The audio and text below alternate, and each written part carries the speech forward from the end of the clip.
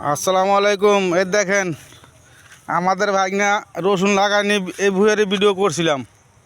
এই দেখেন কত জমি ভিডিও করছিলাম রসুন লাগাই না, এই দেখেন আজকে আবার ভুঁই নিরাচ্ছে।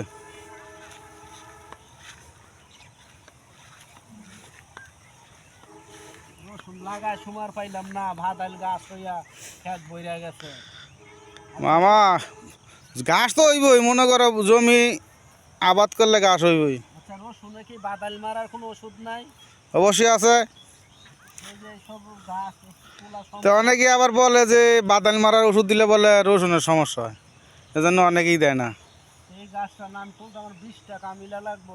কত টাকা লাগবে হিসাব করতে? আর যদি ওষুধে দায়িত্ব দায়িত্ব আমি বাঁচতাম। না, ওষুধ দিলে কাজ হইব, কিন্তু যে ঘাস হয়েছে ভুঁয়ে এত ভাদাল।